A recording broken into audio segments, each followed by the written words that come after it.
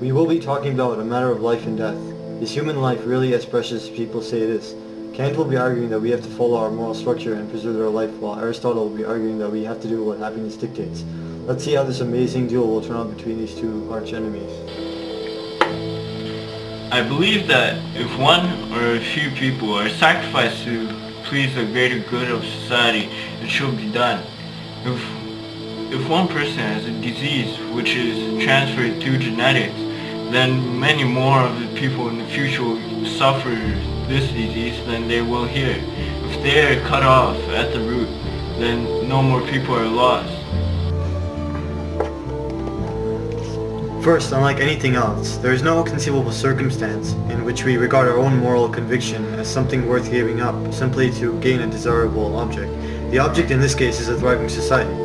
And so with regards to this difficult decision, we have to ask ourselves if obtaining a perfectly healthy society is really worth giving up a moral conviction for. No rational human being would want to make that exchange.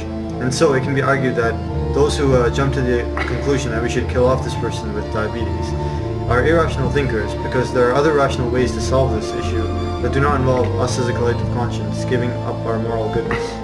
I believe that when one person in society carries a disease which can be transferred through the bloodstream into their descendants' bloodstream, that will eventually end all of life on Earth, they shouldn't have the will to live. Individuals identify a good life with good health and happiness. If everyone on Earth is carrying the disease of diabetes or any other disease which can be transferred, then they do not have good health. That means that their life is now endangered by this disease. Everything is pressured on them to make everything go faster because their life expectancy is very low.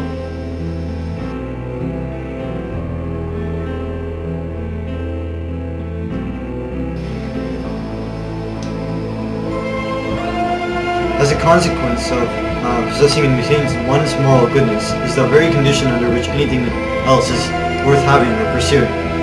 Knowing this fact, keep in mind that once we kill this person, we will lose what moral goodness we once even had.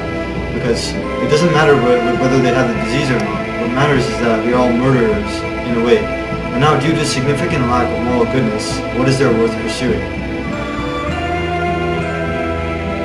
Once the ones which have the disease are eliminated, everything will be less stress. Everyone will have a fuller life, especially the ones from the next generation, because they don't have to worry about genetic diseases. Now, also, they'll have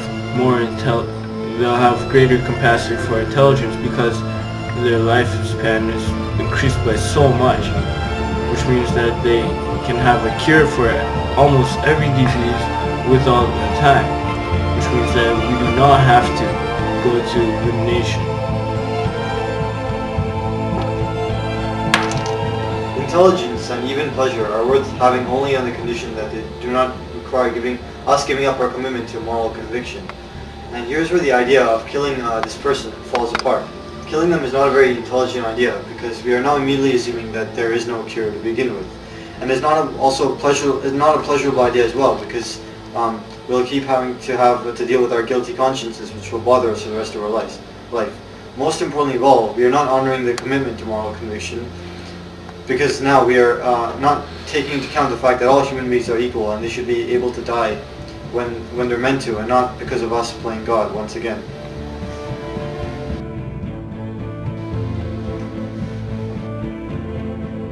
Are you saying that you do not believe in the utilitarian principle? It would be possible, for instance, to justify sacrificing one individual for the benefits of others, if the utilitarian calculations promise more benefit. Doing so would be the worst example of treating someone utterly as a means and not as an end in themselves. Another way to consider the objection is to note that the utilitarian theories are driven by the merely contingent inclination in humans for pleasure and happiness, not by the universal moral law dictated by reason. To act in pursuit of happiness is arbitrary and subjective. There is no more moral than acting on the basis of greed or selfishness. With your opponent, you have shown me great evidence for your statements, but I still believe that happiness is the main goal which humans wish to achieve. Now, morality cannot go the distance which happiness can, which means that happiness is the main reason why humans live. Now, my friend, you have been backed up into a corner.